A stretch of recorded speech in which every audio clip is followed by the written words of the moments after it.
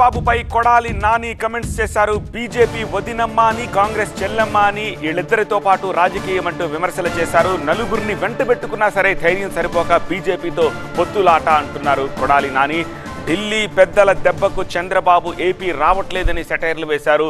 ముందు నుయ్యి వెనక గొయ్యిలా బాబు పరిస్థితి తయారైందన్నారు కొడాలి. ముందేమో బీజేపీ వదినమ్మ, వెనకాలేమో కాంగ్రెస్ చెల్లెమ్మ, ఈ పక్కనే ఉత్తపుత్రుడు, ఆ పక్కనేమో దత్తపుత్రుడు. సరే బయలుదేరరా వెళ్దామంటే వెళ్ళి హైదరాబాద్లో కూర్చున్నాడు. ఇంకా ఎన్నికలు 15 రోజులు ఉంటాయి. ఢిల్లీ వెళ్ళి వచ్చాడు. అమిత్ షా ఏం చెప్పాడు? నువ్వు బాధ్యత తీసుకుని మాకు 150 సీట్లు ఇమ్మని చెప్పినట్టున్నాడు. వాళ్ళ మబ్బులో పెడదామని వెళ్ళాడు. అంతకుముందు అంటే మా అద్వానీ గారు వాజ్పేయి గారు ఉండేవాడు. ఈయన ఏం చెబితే ఈ కథలన్నీ వినేవారు వాళ్ళిద్దరూ.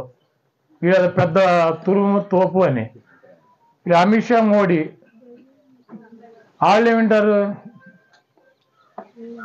గబుక్కుని రమ్మని కానీ వెళ్ళారు. అదే చెప్పినట్టు ఉన్నారు. 150 సీట్లు మేము పోటీ చేస్తాం అసెంబ్లీలు, 20 ఎంపీలు మేము చేస్తాం, ఒక 5 ఎంపీలు 40 సీట్లు చేసుకోమని చెప్పినట్టున్నారు.